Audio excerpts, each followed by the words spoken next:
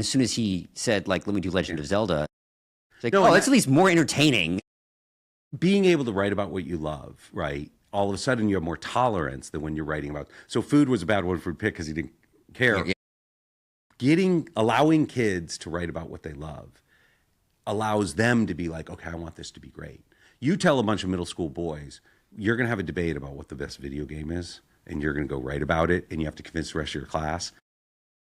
Those kids who will write forever a very persuasive essay. They will learn how to write a persuasive essay in order to convince their classmates. They won't know that's what they're doing, but that's what they're in.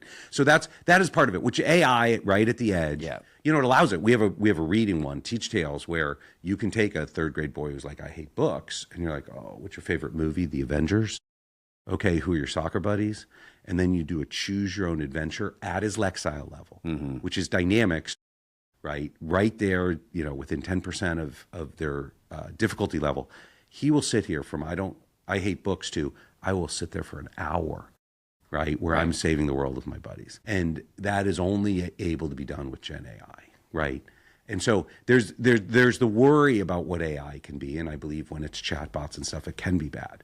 But as you see in things like AlphaWrite and all these new apps we're getting, and how fast kids are learning, it's also magic. Yeah. Right? It unlocks, if letting kids learn 10 times faster is just something we should, as parents, really want for our kids.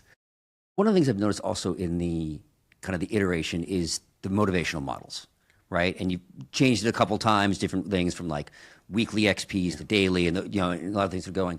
How are you thinking about the like carrot versus stick when creating those motivational? And then also, how do you get the feedback to say like, oh yeah, that like versus no, we're gonna have a revolt on our hands? This is 100% what our guides own that. So our guide's job is motivating, right, and supporting kids. You know, if you and one step back on the guides. Dr. Yeager, right, from UT, he's written a book, 10 to 25, The Science of Motivating you know, kids. Every parent should read it. It's really awesome. Anyway, he's the one who helped design our guide training, right, and what it is. And he has a mentor mindset, which is, and every development expert will say, kids need high standards and high support. And that's what our guides do. And so to your question on carrot and stick, we hold high standards for them, right? But we're going to give them high support. Most parents, by the way, are one or the other. Most parents are either high standards, low support, just throw them in, figure it out, kid. Or they're the opposite, which is really high support, low standards. I never want my kid to struggle. Both of those are bad. You need high standards and high support. And so that's the environment we have. And so what our guide's job on motivating them and supporting them is, what does motivate the student?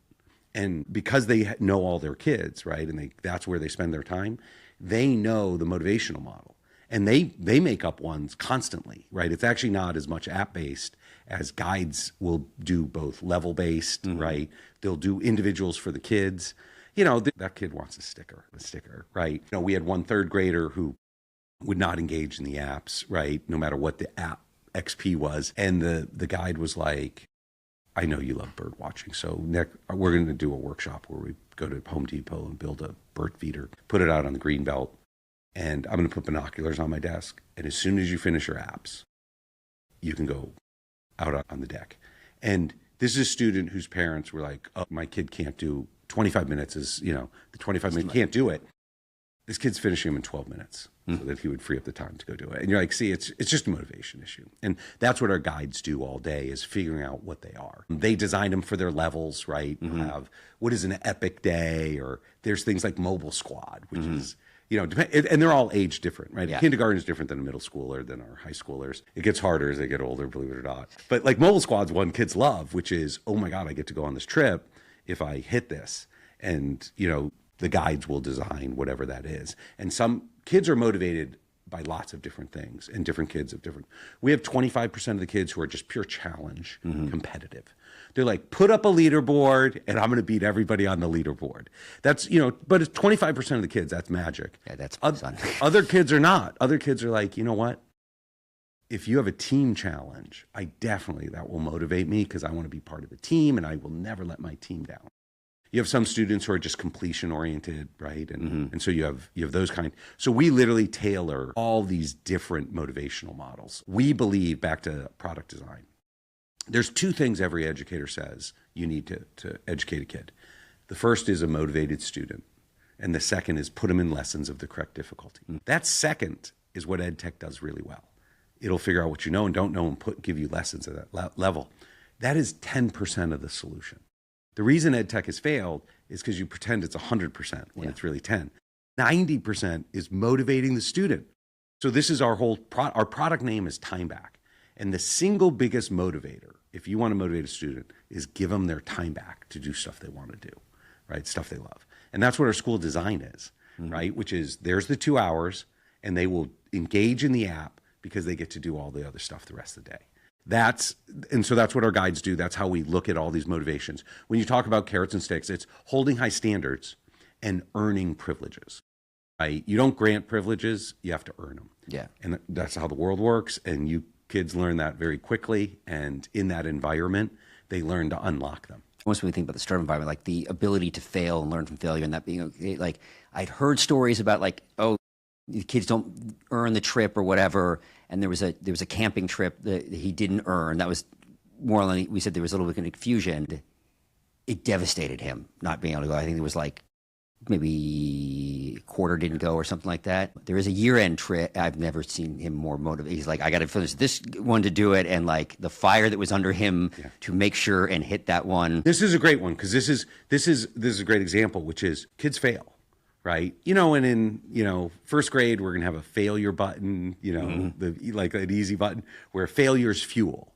And when they fail, they hit the button, they get cheered to show people failure is learning.